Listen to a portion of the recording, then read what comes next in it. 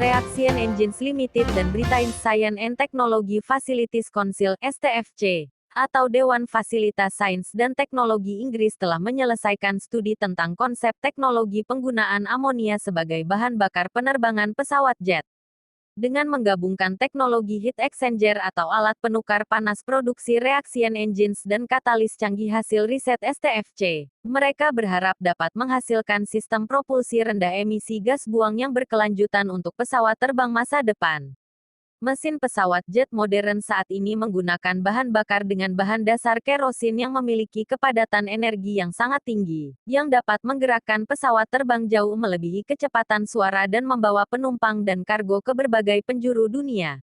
Sayangnya, bahan bakar konvensional berasal dari bahan bakar fosil dan menghasilkan emisi karbon dioksida yang sangat signifikan, yang oleh industri penerbangan dan banyak pemerintah dari beberapa negara maju telah berjanji untuk mengurangi polusi ini secara radikal pada tahun 2050.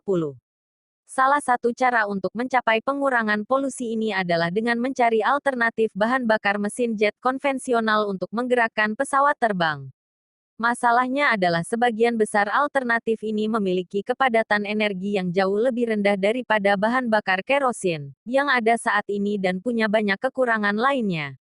Misalnya, saat ini teknologi baterai untuk pesawat terbang elektrik akan membutuhkan pesawat terbang yang berukuran kecil, jarak jelajah lebih pendek, dan dengan kapasitas muatan yang lebih kecil. Sementara itu, hidrogen cair bisa menjadi alternatif yang layak, tetapi begitu banyak yang perlu dibawa sehingga pesawat menjadi berat, pesawat terbang harus didesain ulang sepenuhnya dan struktur pesawat baru pun harus dibuat. Gagasan menggunakan amonia sebagai bahan bakar penerbangan bukanlah hal baru. Meskipun hanya memiliki sepertiga dari kepadatan energi bahan bakar diesel, amonia relatif mudah untuk dicairkan dan disimpan, dan sudah digunakan oleh pesawat roket X-15 yang terkenal, yang telah mendorongnya keluar angkasa pada serangkaian misi suborbital pada tahun 1950-an dan 1960-an. Selain itu, bahan bakar amonia bebas emisi karbon. Bagian yang sulit adalah menemukan cara yang ekonomis untuk menggunakannya dalam penerbangan. Untuk mengatasi masalah ini, Reaction Engines memproduksi sistem propulsi baru berdasarkan teknologi alat penukar panas yang dikembangkannya untuk mesin hipersonik Sabre, yang kemudian dievaluasi oleh laboratorium Appleton Rutherford STFC dekat Didcot di Oxfordshire, Inggris. Dalam sistem baru ini, amonia disimpan sebagai cairan dingin bertekanan di sayap pesawat seperti bahan bakar berbasis minyak tanah yang digunakan saat ini. Panas yang dihasilkan dari mesin oleh alat penukar panas akan menghangatkan amonia saat dipompa keluar dan dimasukkan ke dalam reaktor kimia di mana katalis memecah sebagian amonia menjadi hidrogen. Campuran amonia dan hidrogen kemudian dimasukkan ke dalam mesin jet, di mana ia terbakar seperti layaknya bahan bakar konvensional. Emisi gas buang utamanya terdiri dari nitrogen dan uap air.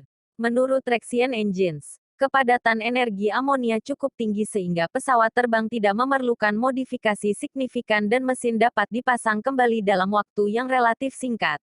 Tes di darat sedang dikerjakan dengan penerbangan pertama mungkin dalam beberapa tahun. Kombinasi teknologi penukar panas transformatif Reaction Engines dan katalis inovatif STFC akan memungkinkan pengembangan sistem propulsi penerbangan berbasis amonia hijau, kata Dr. James Bart, pimpinan teknik di Reaction Engines.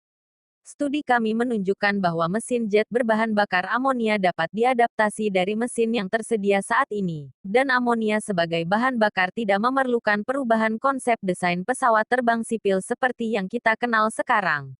Ini berarti proses transisi yang lebih cepat, untuk masa depan penerbangan yang berkelanjutan dimungkinkan dengan biaya lebih rendah.